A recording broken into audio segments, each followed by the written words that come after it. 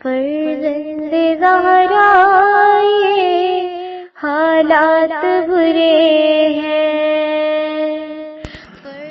کاشانہ بصیرت ایک ایسا مکمل یوٹیوب چینل جس پر محروم بصارت کے لیے بالخصوص اور تمام افراد کے لیے بالعموم سینکڑوں کی تعداد میں اسلامی کتب دستیاب ہیں۔ لہذا گزارش ہے کہ آپ اپنی ذمہ داری نبھاتے ہوئے کاشانہ بصیرت کو سبسکرائب کرنے کے ساتھ ساتھ بیل آئیکن کو پریس کیجئے تاکہ آپ علم کے حصول کے ساتھ ساتھ مذہب اہل بیت کی اشاعت میں بھی اہم کردار ادا کرتے رہیں۔ کاشانہ بصیرت۔ فرزند زہرا یہ حالات برے ہیں۔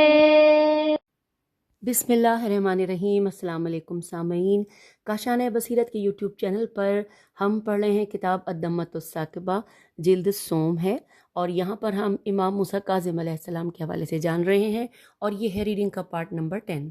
کتاب کا ہے صفحہ نمبر 89۔ اسی صفحے پہ ہم نے پچھلی نشست میں آپ سے اجازت چاہی تھی، اور آئیے اب بقیہ اس صفحے پر جو ہیڈنگ ہے کہ امام علیہ السلام کو قید میں رکھنے اور زہر دینے کا سبب، اس کی تفصیلات جانتے ہیں۔ لکھا ہے مرحوم صدوق نے کتاب عیون میں علی بن محمد بن سلیمان نوفلی سے، وہ صالح بن علی بن عطیہ سے نقل کرتے ہیں کہ امام علیہ السلام کو بغداد میں بھیجنے کا سبب ہارون رشید ہے کہ وہ اپنے بیٹے محمد بن زبیدہ زے بے یہ دال ہے کو اپنے بعد خلیفہ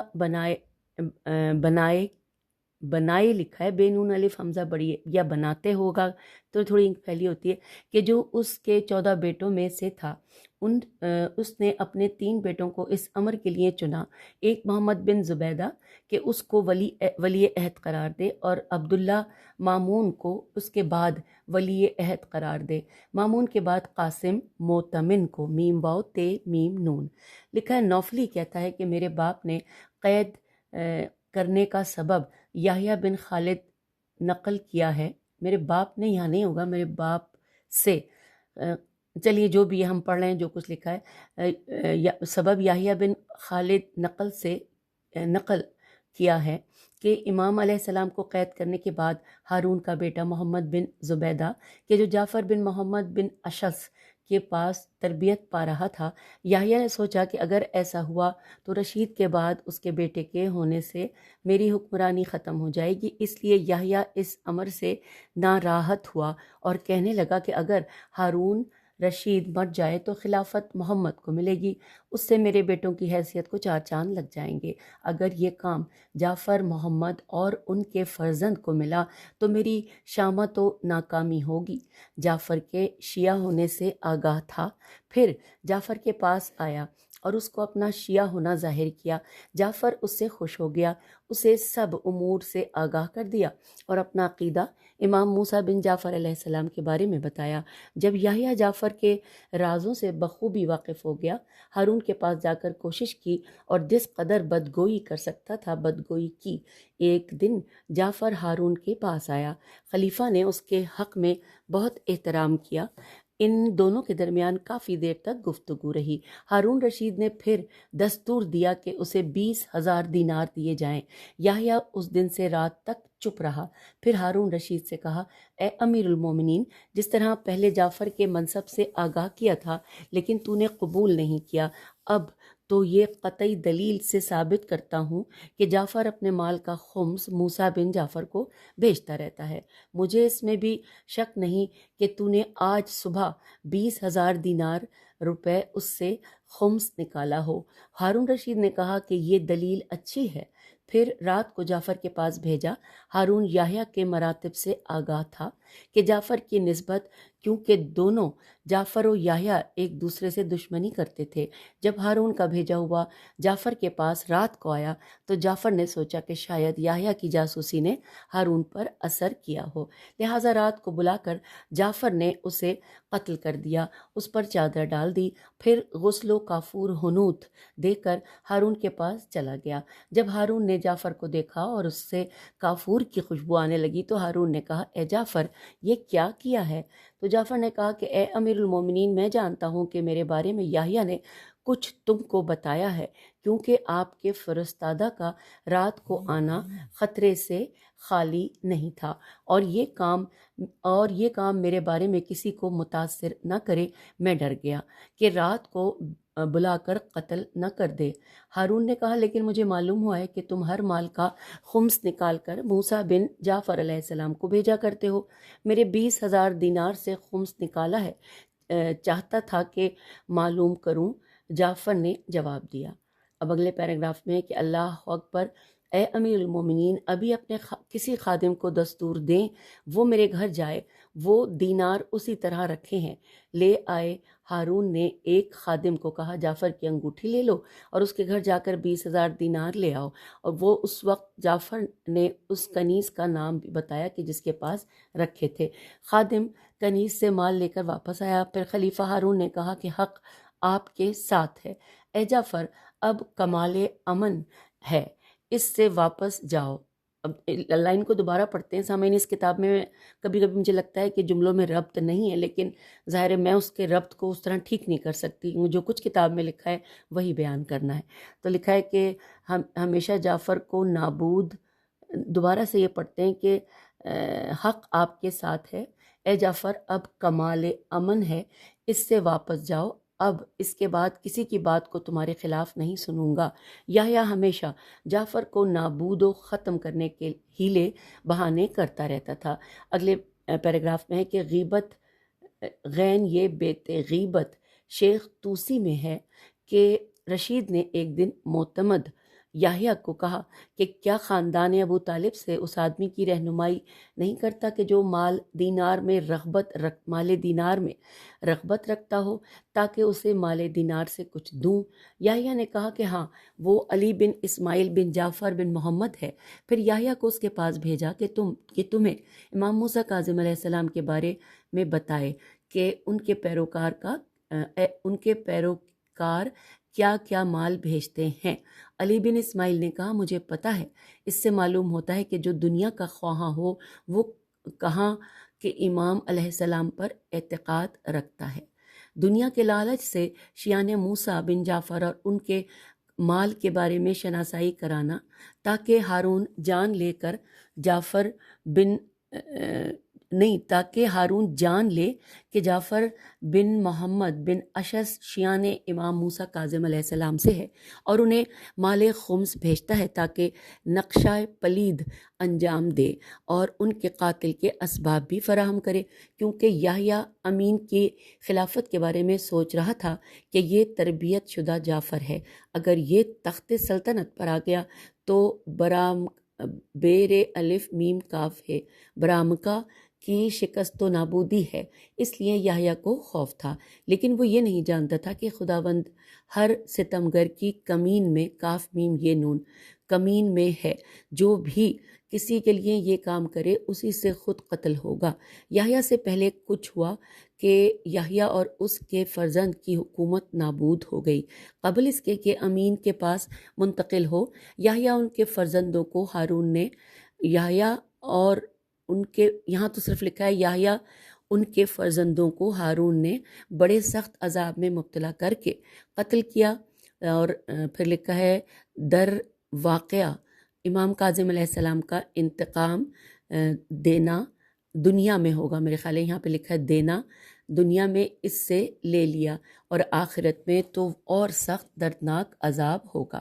اب اگلے پیراگراف میں ہے کتاب غیبت، غین یہ بیت شیخ توسی میں ہے کہ ہارون رشید نے اپنے معتمد سے ایک دن کہا کہ آل ابو طالب میں ایسے آدمی کو جانتے ہو کہ جو مشکلات میں ہو اور ان کی احتیاج کو جانوں تو کہا ہارون رشید اپنا بیٹا جعفر بن محمد اشس کے حوالے کرنے کے لیے تاکہ وہ اسے یحییٰ بن خالد برمکی کو خوف ہوا کہ وہ جعفر بن محمد ہے کہ اگر خلافت اس لڑکے تک پہنچی تو وزارت اس سے جعفر مذکور کی طرف منتقل ہو جائے گی۔ کسی کو مدینے بھیج دیا کہ امام علیہ السلام کے بھائی کے بیٹے علی بن اسماعیل بن جعفر کو طلب کیا، شاید ہارون اپنا بیٹا اس کے حوالے کرے۔ علی بن اسماعیل نے جب بادشاہ کا وعدہ احسان سنا تو بغداد کا ارادہ کیا۔ وداع کے وقت امام علیہ السلام کے پاس آیا۔ امام علیہ السلام نے فرمایا اے میرے بھائی کے بیٹے، بغداد میں تمہیں کیا کام ہے؟ کہنے لگا میں مقروض بہت ہوں۔ امام علیہ السلام نے فرمایا تیرا قرض میں ادا کر دیتا ہوں۔ راضی نہ ہوا۔ امام علیہ السلام نے دوبارہ روکا تو پھر بھی وہ نہ رکا، تو امام علیہ السلام نے فرمایا بغداد جاؤ۔ کہا ٹھیک ہے۔ پھر امام علیہ السلام نے فرمایا خدا سے ڈرو، میرے بچوں کو یتیم نہ کرنا۔ ایک دن اس کے یتیم نہ کرنا، ایک 300 دینار کی تھیلی دی۔ جب وہ جانے لگا تو امام علیہ السلام 4000 درہم، امام علیہ السلام نے ہوگا یہاں پر 4000 درہم اور دیے اور فرمایا میرے بچوں کو یتیم نہ کرنا۔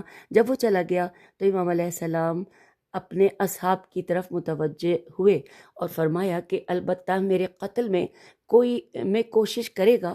حاضرین نے کہا کہ آپ پر فدا ہو جائیں، جبکہ آپ جانتے ہیں تو ایسی بخشش کیوں کی؟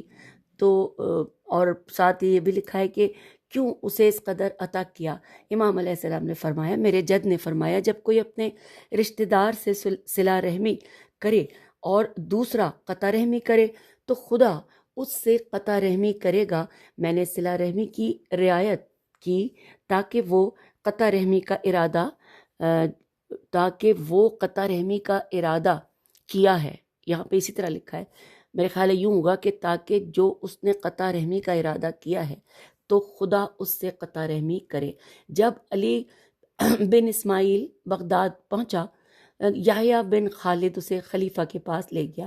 سب سے پہلے خلیفہ سے کہا کہ جب اس نے امام علیہ السلام کے متعلق خیریت معلوم کی تو کہا کہ ایک زمانے میں 2 خلیفے نہیں ہو سکتے، مشرق و مغرب سے اس کے پاس مال آتا ہے۔ نیکسٹ پیراگراف میں ہے کہ ایک دیہات انہوں نے 30,000 دینار کا خریدا ہے کہ جب خریدنا چاہا تو کہا کہ فلاں مقام کے پیسوں سے خریدنا چاہتا ہوں، تو ان کے اصحاب نے وہاں سے پیسے لے دیے۔ ہارون رشید یہ سن کر آگ بگولا ہونے لگا، دل میں حسد کی آگ کی چنگاریاں سلگنے لگیں۔ اس سال حج کے بہانے سے مدینے گیا اور امام علیہ السلام کو گرفتار کر لیا اور مخلوق سے پنہاں کر کے بصرہ بھجوا دیا۔ کتاب عیون میں ہے کہ جب محمد بن اسماعیل بغداد پہنچے اور وزیر اعظم برمکی سے مہمان ہوئے تو اس کے بعد ہارون کے دربار میں پہنچے۔ مصلحت وقت کے لحاظ سے بہت تعظیم کی گئی، اور پھر لکھا ہے اثناء گفتگو میں ہارون نے مدینے کے حالات دریافت کیے۔ محمد نے انتہائی غلط بیانی کے ساتھ وہاں کے حالات کا تذکرہ کیا اور یہ بھی بتایا کہ میں نے آج تک نہیں دیکھا اور نہ سنا کہ ایک ملک میں 2 بادشاہ ہوں اور بادشاہ ہوں۔ اس نے کہا کہ اس کا کیا مطلب ہے؟ تو محمد نے کہا کہ بالکل اسی طرح جیسے آپ بغداد میں حکومت کر رہے ہیں اور موسیٰ کاظم علیہ السلام مدینے میں خلافت قائم کیے ہوئے ہیں، اطراف میں سے ان کے پاس مال آتا ہے اور وہ آپ کے مقابلے کے دعوے دار ہیں۔ انہوں نے 30,000 دینار کی زمین خریدی ہے جس کا نام یسیرہ یہ سین یہ رہے ہے۔ ہارون کا غصہ انتہا کو تھا، اس نے محمد کو 10,000 دینار عطا کر کے رخصت کیا۔ خدا کا کرنا یہ کہ محمد کو اس رقم سے فائدہ اٹھانے کا موقع نہ ملا۔ اسی رات اس کے حلق میں درد پیدا ہوا اور غالباً خناق، اور صبح دنیا سے رخصت ہو گیا۔ ہارون کو معلوم ہوا تو اس نے دینار کی تھیلی واپس منگوا لی، مگر محمد کی باتوں کا اس پر ایسا اثر ہوا کہ اس نے کاظم علیہ السلام کو ختم کرنے کی ٹھان لی۔ اب اگلے پیراگراف میں کہ کتاب عیون میں یہ حدیث صالح بن علی بن عطیہ سے نقل ہے کہ ہارون رشید نے اپنے بیٹے کو خلیفہ بنانے کا ارادہ کیا کہ اسی کو خاص و عام کے درمیان معروف کر دے کہ اس کے بعد اس کا بیٹا خلیفہ ہے۔ تو سن 179 میں حج پر گیا اور سب جگہوں سے قاضی، علماء، قاری اور عمراء کو لکھا کہ وہ مکہ میں مراسم حج پر حاضر ہوں، پھر وہ مدینہ چلا گیا۔ اب لکھا ہے کہ احتجاج میں ہے کہ ہارون ملعون جب مدینے میں داخل ہوا تو رسول خدا صلی اللہ علیہ وآلہ وسلم کے روضے پر گیا، لوگ اس کے ساتھ تھے، تو روضے سے خطاب کر کے کہا کہ السلام علیکہ یبن العلم یبن الام الف لام عین میم، اے رسول خدا صلی اللہ علیہ وسلم، آپ کے چچا کے ذریعے ہمیں فخر ہے غیر پر۔ اور پھر امام موسیٰ बिन जाफ़र अलैहिस्सलाम आगे बढ़े तो यूं सलाम किया, अस्सलामु अलैका या रसूल अल्लाह, अस्सलामु अलैका या अबता, ए अल्लाह के रसूल सलाम, ए पिदर बुजुर्गवार मेरा सलाम। तो हारून के चेहरे का रंग बदल गया और गुस्से से था। मरहूम सद्दूक किताब अयून में इब्राहिम अबिल बलात से नकल करते हैं कि याकूब बिन दाऊद ने मुझे खबर दी कि इमाम अलैहिस्सलाम ने कहा कि जब मदीने में रात को दाखिल हुआ तो उसकी सुबह को मूसा बिन जाफ़र को गिरफ्तार कर लिया और मुझे कहा कि उसके वज़ीर यानी याहिया बिन खालिद ने हारून से सुना कि वो क़ब्र रसूल खुदा पर कह रहा था कि मेरे माँ बाप आप पर फ़िदा हों, ए अल्लाह के रसूल मैं माज़रत चाहता हूँ इस अमर में कि जिससे मैंने मूसा बिन जाफ़र के मामले में इरादा किया है। मैं चाहता हूँ कि उसे कैद कर दूँ, चूँकि मुझे खौफ है कि वो फितना और फसाद बर्पा कर दे कि जिससे आपकी उम्मत का खून बहे। फिर लिखा है अगले पैराग्राफ में कि अली बिन मोहम्मद बिन सुलेमान नौफली से रिवायत है कि मेरे बाप ने सुना कि हारून रशीद ने फजल बिन रबी को भेजा कि अपने पिदर बुजुर्गवार रसूल खुदा के पास नमाज पढ़ रहे थे। असनाए नमाज आपको गिरफ्तार करके खींचते हुए मस्जिद से बाहर ले गए और हज़रत अपने जद्दे बुजुर्गवार की तरफ मुतवज्जा हुए, कहने लगे, ए खुदा के रसूल, आपसे शिकायत करता हूँ उस चीज़ की जो आपकी उम्मत बद किरदार से आपके अहले बैत व बावकार को पहुँच रही है। लोगों ने हर तरफ से आवाज़ गिरिया और नाला बुलंद किया। जब इस मजलूम इमाम अलैहिस्सलाम को हारून के पास ले गए तो उसने इमाम अलैहिस्सलाम को बुरा भला कहा और हुक्म दिया कि हज़रत को कैद किया जाए और महमल तरतीब दिया जाए ताकि ये मालूम ना हो कि इमाम अलैहिस्सलाम को किस तरफ ले जा रहे हैं। एक महल को बसरे की तरफ और दूसरे को बगदाद की तरफ रवाना किया। फिर लिखा है कि हज़रत जिस महल में थे जो बसरे की तरफ भेजा था और हसान सरूमी सीन रे वाव या सरवी है, शायद मीम छोटी नहीं है, एहसान सरवी को आपके हमरा भेजा था ताकि वो आपको बसरे में ईसा बिन जाफ़र इब्ने अबू जाफ़र मंसूर जो कि बसरे का वाली और हारून का चचाजाद भाई शाम के सुपुर्द करे। जिलहिज की 7 तारीख को तरविया तेरे वाव ये है, तरविया से एक दिन पहले हज़रत को अपने मकान के एक कमरे में जो कि उसके दीवान खाने के करीब था कैद कर दिया गया और वो ईद की खुशी में मशगूल हो गया। दिन में 2 मरतबा उस कमरे का दरवाज़ा खोलते थे, एक दफ़ा उसके लिए कि आप बाहर आकर वज़ू कर लें और दूसरी दफ़ा जबकि आपके लिए खाना लाते थे। और अब अगले पैराग्राफ में कि मोहम्मद सुलेमान नौजी नून वाव जोए छोटी है कहता है कि ईसा का एक मुंशी जो कि ईसाई था और बाद में इस्लाम का इजहार किया मेरा दोस्त था, एक दफ़ा कहने लगा कि ये अब्द साले और खुदा के शाइस्ता बंदे यानी मूसा बिन जाफ़र अलैहिस्सलाम जिन दिनों इस मकान में कैद थे तो आपको लहू लहब मौसीकी और किस्म किस्म के ख्वाहिश व मुनकरात सुनने पड़े। मैं गुमान नहीं करता कि इन चीज़ों ने भी आपके दिल में असर किया हो। यहाँ पर ये मुकम्मल हुआ और अब अगली हेडिंग सामने है, इमाम मूसा बिन जाफ़र अलैहिस्सलाम ईसा बिन जाफ़र के ज़िंदान में। आइए हम तफसीलात पढ़ते हैं। लिखा है कि किताब गीबत या गैबत मरहूम तूसी में है कि इमाम मूसा काज़िम अलैहिस्सलाम 1 साल ईसा बिन जाफ़र के ज़िंदान में कैद रहे। हारून को उसने लिखा कि मूसा बिन जाफ़र को मुझसे ले लें, जिसकी तहवील में चाहें दे दें, वरना मैं इमाम मूसा काज़िम अलैहिस्सलाम को आज़ाद कर दूंगा। मैंने बहुत कोशिश की कि कोई बहाना हाथ आए, लेकिन मेरे हाथ कोई बहाना नहीं आया। मैंने उनको छुप छुप कर देखा कि वो अक्सर दुआ राज व न्याज में मशगूल रहते हैं। मैंने कान लगाकर सुनना चाहा कि मुझ पर या आप पर नफरीन करते हैं या नहीं, तो ऐसी कोई चीज़ नहीं सुनी, फ़कत अपने लिए दुआ और खुदा की तलब रहमत और बख्शिश तलब करते हैं। इस किताब के मौलिफ़ फरमाते हैं कि बिहार में ये भी हिकायत बाज से है कि ईसा के जासूसों ने इमाम अलैहिस्सलाम के हालात पर तजस्सुस किया और ईसा ने भी इमाम अलैहिस्सलाम से ज़िंदान में अक्सर ये दुआ सुनी। सामीन, यहाँ पर इस दुआ का तर्जुमा लिखा है, हम मिलकर पढ़ते हैं कि ए अल्लाह, तू जानता है कि तुझसे खिलवत व तन्हाई का सवाल करता था। तूने मुझे अपनी इबादत व अतात की तन्हाई फराहम की। मैं कैसे तेरा शुक्रिया अदा ना करूं इस नेमत पर कि तूने मेरी दुआ कबूल की और मेरी आरजू को पूरा फरमाया। फिर लिखा है, पहली रिवायत में है कि जब ईसा का خط ہارون الرشید کو پہنچا تو اس نے اسی وجہ سے فضل بن ربی کے پاس بغداد کے زندان میں قید کرایا۔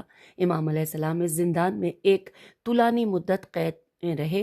ہارون الرشید نے ارادہ کیا کہ اسے حکم دے کہ امام علیہ السلام کو زہر دے دے، تو اس نے اس کا انکار کیا۔ اور اب اگلی ہیڈنگ آ گئی سامعین، امام علیہ السلام فضل بن ربی کے زندان میں۔ لکھا ہے کہ صدوق نے کتاب عیون اور امالی میں احمد بن عبداللہ فروی سے اس نے اپنے باپ سے روایت نقل کی ہے کہ ایک دن میں فضل کے پاس گیا کہ جب وہ گھر کی چھت پر بیٹھا تھا، مجھ سے کہا میرے نزدیک آؤ۔ جب میں نزدیک گیا تو اس کے روبرو بیٹھا تو فضل بن ربی نے کہا کہ اس کمرے میں دیکھو۔ میں نے کمرے میں دیکھا کہ اس نے کہا یہ دیکھو کیا ہے۔ میں نے کہا کہ اس زمین پر کپڑا پڑا نظر آ رہا ہے۔ تو اس نے کہا کہ غور سے دیکھو۔ میں نے غور سے دیکھا تو کہا کوئی آدمی سجدے کی حالت میں ہے۔ اس نے کہا اسے پہچانتے ہو؟ کہا نہیں۔ کہا یہ تیرا مولا ہے۔ میں نے کہا میرا مولا کون ہے؟ اس نے کہا کہ انجان بن رہے ہو؟ میں نے کہا کہ نہیں، میں اپنے لیے کوئی مولا نہیں پہچانتا۔ اس نے کہا کہ یہ ابو الحسن امام موسیٰ بن جعفر علیہ السلام ہے۔ میں نے شب و روز ان پر کڑی نظر رکھی ہوئی ہے، میں نے انہیں سجدے کے علاوہ نہیں دیکھا۔ وہ اول وقت نماز صبح بجا لاتے ہیں، پھر وہ طلوع آفتاب کے بعد تک تعقیبات پہ مشغول رہتے ہیں، پھر سجدے میں چلے جاتے ہیں، ظہر تک سجدے میں رہیں۔ غلام سے کہا ہوا دوبارہ پڑھتے ہیں، ظہر تک سجدے میں رہیں۔ غلام سے کہا ہوا ہے کہ انہیں ظہر کے وقت کی خبر دیں۔ وہ غلام کے ذریعے ظہر کے وقت نیا وضو کرتے ہیں اور وہ سجدے میں نہیں سوتے، نہ انہیں اونگ آتی ہے۔ وہ مسلسل عبادت میں مشغول رہتے ہیں۔ جب نماز عصر کے لیے فارغ ہوتے ہیں پھر سجدے میں چلے جاتے ہیں۔ وہ غروب کے وقت نماز مغرب اور تعقیبات بجا لاتے ہیں، پھر نماز عشاء، پھر تھوڑی سی غذا لاتے ہیں اور وہ تناول فرما کر تجدید وضو کرتے ہیں اور نماز تہجد میں مشغول رہتے ہیں۔ جب صبح کی اذان ہوتی ہے نماز میں مشغول ہوتے ہیں۔ 1 سال سے میرے پاس ہیں اور ان کی زندگی کا یہی معمول ہے۔ نیکسٹ پیراگراف میں ہے کہ کتاب عیون میں فضل بن ربی سے روایت منقول ہے۔ وہ کہتا ہے کہ میں رات کے وقت اپنے بستر پر اپنی کنیز کے ساتھ سویا ہوا تھا۔ دروازے کے کھٹکھٹانے کی آواز سنی تو میں ڈر گیا۔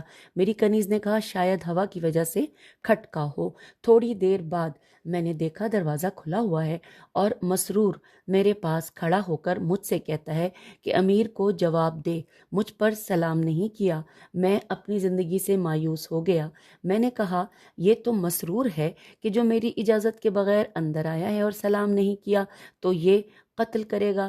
میں اس وقت مجنب تھا۔ میں نے کہا غسل کر لوں۔ غسل کے بعد کپڑے تبدیل کیے۔ مجھ سے کنیز نے کہا کہ تو پریشان ہے، خدا پر بھروسہ کرو اور اٹھو۔ میں اٹھا اور مسرور کے ساتھ گھر سے باہر نکلا۔ امیر کے ساتھ آیا اور اسے سلام کیا۔ اس نے سلام کا جواب دیا اور چپ ہو گیا۔ پھر کہا تو ڈر گیا ہے؟ میں نے کہا ہاں اے امیر المومنین۔ پھر کچھ دیر چپ رہا اور مجھے چھوڑ کر چلا گیا۔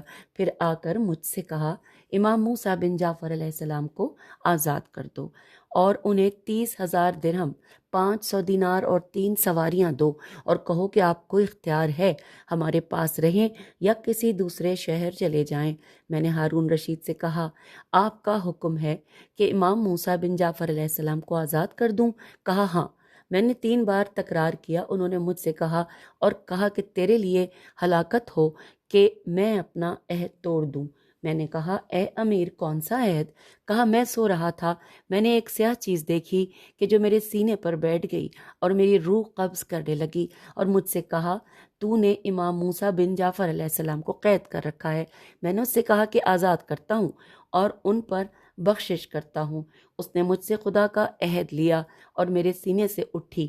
میں اپنے گھر سے نکلا کہ امام موسیٰ بن جعفر علیہ السلام کو وعدے کے مطابق اس وعدے کو پورا کروں، اور میں زندان میں آیا، دیکھا کہ وہ کھڑے ہو کر نماز پڑھ رہے ہیں۔ میں بیٹھ گیا یہاں تک کہ انہوں نے سلام کیا۔ جواب سلام کے بعد کہا مجھے حکم ہوا ہے کہ میں آپ کے پاس حاضر ہوا ہوں اور آپ سے صلہ رحمی کروں، اگر آپ کا کوئی حکم ہے تو فرمائیں۔ امام علیہ السلام نے فرمایا تیری مرضی، جو کرے۔ میں نے کہا نہیں، آپ کے جد رسول خدا کا یہ حکم ہے کہ مجھ سے اپنی حاجت بیان کرو۔ لباس سواری چھوڑنے کے بارے میں یہ امت کے حقوق ہیں۔ اگلے پیراگراف میں لکھا ہے کہ امام علیہ السلام نے فرمایا تیری مرضی، جو تو چاہتا ہے انجام دے۔ کہا کہ میں وہی کرنا چاہتا ہوں جو آپ چاہیں۔ تو پھر امام علیہ السلام کا ہاتھ پکڑا اور زندان سے باہر نکلا۔ راوی کہتا ہے میں نے کہا کہ مجھے رسول اللہ کے بارے میں بتائیں، اس کا کیا سبب ہے کہ جس کے ذریعے آپ کی یہ کرامت و احترام اس آدمی کے ذریعے ہے، اور میرا آپ پر حق ہے کہ آپ مجھے اس کی بشارت بتائیں کہ جو اللہ نے اس ظالم کی زبان پر جاری کیا ہے۔ تو امام علیہ السلام نے فرمایا کہ میں نے جب بدھ کی رات اپنے جد رسول خدا کو دیکھا، مجھ سے فرما رہی ہیں کہ اے موسیٰ تم قید میں مظلوم ہو۔ میں نے کہا ہاں یا رسول اللہ صلی اللہ علیہ وآلہ وسلم، مظلوم قیدی ہوں۔ 3 بار تکرار کیا۔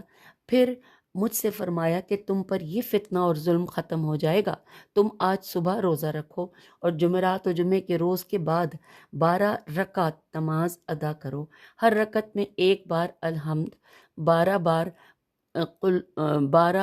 بار سورہ قل ہو اللہ پڑھو، اور جب 4 رکعت پڑھ لو تو سجدے میں چلے جاؤ اور یہ دعا مانگو۔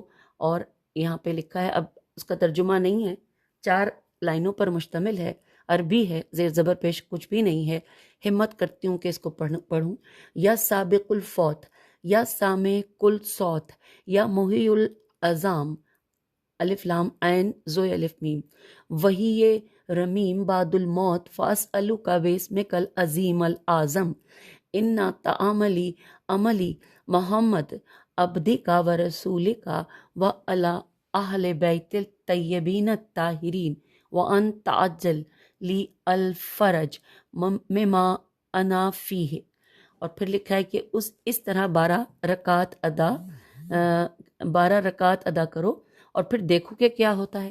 روایت میں ہے کہ عبداللہ بن فضل اپنے باپ فضل سے نقل کرتا ہے کہ فضل بن ربی کہتا ہے کہ میں نے ہارون رشید کو دیکھا کہ تلوار نیام سے نکال کر غصے سے حرکت دے رہا ہے۔ جب ہارون نے مجھے دیکھا تو کہا خدا کی قسم ابھی اس وقت پسر امو کو عین میم واو کو میرے پاس حاضر کرو، اگر حاضر نہ کیا تو تجھے قتل کر دوں گا۔ میں نے کہا کون پسر امو یعنی کہ چچا زاد بھائی؟ کہنے لگا کہ حجازی۔ میں نے کہا کون حجازی؟ کہنے لگا موسیٰ بن جعفر۔ فضل بن ربی کہتا ہے کہ جب میں نے ہارون کو غصے میں دیکھا تو خدا سے ڈرنے لگا کہ جب امام موسیٰ بن جعفر علیہ السلام کو اس موفقیت میں اگر ہارون کے پاس لے آؤں، لیکن شیطان کے وسوسے سے میں نے دنیاوی مال سے چشم پوشی کر لی، لہٰذا خدا کے عذاب پر راضی ہو کر خود سے کہا کیا عیب ہے؟ فضل کہتا ہے کہ ہارون نے مجھ سے کہا 2 جلاد یعنی کوڑے مارنے والے اور 2 تازیانہ بھی لے آؤ۔ میں نے جلاد و تازیانے حاضر کیے، پھر موسیٰ بن جعفر علیہ السلام کو لے آیا۔ جب حضرت نے پوچھا کہ تو مجھے ایک خرابے کی طرف رہنمائی کی گئی ہے، دوبارہ پڑھنے کے پوچھا کہ تو مجھے ایک خرابے کی طرف رہنمائی کی گئی، اس خرابے میں کھجور کے پتوں سے بنا ہوا گھر تھا، اس میں ایک سیاہ فام غلام کو دیکھا، اس سے کہا اپنے مولا موسیٰ بن جعفر علیہ السلام سے اجازت لو کہ میں ان کے پاس حاضر ہونا چاہتا ہوں۔ غلام نے کہا آئیے، میرے مولا کا کوئی پاسبان و دربان نہیں ہے۔ پھر لکھا ہے کہ جب میں امام علیہ السلام کی زیارت سے مشرف ہوا تو غلام کو دیکھا کہ غلام کے ہاتھ میں قینچی ہے کہ جس سے حضرت کے کثرت سجدے پیشانی اور ناک پر گھٹے تھے کہ جن کو کاٹ رہا ہے۔ میں نے کہا السلام علیکم یبن رسول اللہ، ہارون آپ کو بلا رہا ہے۔ حضرت علیہ السلام نے فرمایا مجھ سے ہارون کو کیا کام ہے؟ کیا اس قدر نعمات و آسائش نے اس کو مشغول نہیں کیا؟ پھر جلدی سے اپنی جگہ سے اٹھے اور فرمایا اگر رسول خدا کا یہ فرمان نہ ہوتا کہ ظالم بادشاہ کی تقیے میں اطاعت واجب ہے تو میں ہارون کے پاس نہ جاتا۔ پھر امام علیہ السلام راستے میں تھے کہ میں نے کہا کہ ہارون کے ظلم کے لیے تیار ہو جائیں، کیونکہ ہارون حد سے زیادہ غصے میں ہے۔ امام علیہ السلام نے فرمایا جو دنیا و آخرت کا مالک ہے وہ ہارون کو طاقت ہی نہیں دے گا کہ مجھے اذیت دے سکے۔ پھر امام علیہ السلام نے دعا کو 3 مرتبہ پڑھ کر اپنے چہرے پر اور سر پر دم کیا۔ جب ہارون کے پاس گئے تو دیکھا کہ جس طرح ایک عورت اپنے مردہ بچے کو اٹھا لاتی ہے، اسی طرح گھر کے صحن میں سرگرداں پھر رہا ہے۔ جیسے ہی ہم نے دیکھا تو کہا پسر امو کو لے آیا ہے۔ میں نے کہا ہاں۔ ہارون نے کہا مبادا میری طرف سے ان کو ڈرایا ہو، جو کچھ تجھ سے کہا تھا اس کا ارادہ نہیں رکھتا تھا، امام علیہ السلام کو اندر لے آؤ۔ میں امام علیہ السلام کے ساتھ اندر داخل ہوا تو ہارون اپنی جگہ سے اٹھ کر امام علیہ السلام کے گلے ملنے لگا اور کہنے لگا اے میرے بھائی، اے خلافت کے حقیقی وارث، اے پسر امو یعنی چچا زاد بھائی، خوش آمدید۔ اور پھر امام علیہ السلام کو اپنے پاس بٹھایا اور کہا کہ کس لیے کم دکھائی دیتے ہیں؟ موسیٰ بن جعفر نے فرمایا کہ آپ کی وسعت سلطنت اور دنیا کی محبوبیت تیرے پاس آنے سے مانے ہیں۔ ہارون رشید نے ایک عطر کی شیشی منگوائی اور حضرت کی داڑھی پر لگایا، پھر حکم دیا کہ 1 خلط اور 2 پیسوں کی تھیلیاں امام علیہ السلام کے لیے لے آؤ۔ موسیٰ بن جعفر نے فرمایا کہ میں اس مال کو اس شرط پر قبول کرتا ہوں کہ اپنے فرزند ابو طالب کی شادی کروں تاکہ قیامت تک ان کی نسل کا سلسلہ بڑھتا رہے۔ پھر امام علیہ السلام باہر آئے اور کہا الحمدللہ رب العالمین۔ جس وقت امام علیہ السلام باہر چلے گئے تو میں نے ہارون سے کہا کہ تو ان کو اذیت دینے کا ارادہ رکھتا تھا تو پھر اس قدر نوازش کس لیے؟ ہارون نے کہا کہ جب تم امام علیہ السلام کو لینے گئے تو ایک گروہ کو دیکھا، میرے گھر کا محاصرہ کیا ہوا ہے، ہاتھوں میں ننگی تلواریں ہیں اور مجھ سے کہہ رہے ہیں کہ اگر فرزند رسول صلی اللہ علیہ وآلہ وسلم کو اذیت دی تو تیرے گھر کو برباد کر دیں گے۔ اگر امام علیہ السلام کے قتل سے منصرف ہو جائے تو ہم بھی چھوڑ دیں گے۔ سامعین، یہاں پر ہم اجازت چاہیں گے پیج 98 پر۔ ابھی صفحے میں کا ایک ہی پیراگراف پڑھا ہے اور اس کے بعد کیونکہ اگلی ہیڈنگ آ گئی ہے وہ انشاءاللہ ہم اگلی نشست میں پڑھتے ہیں۔ خدا حافظ، فی امان اللہ۔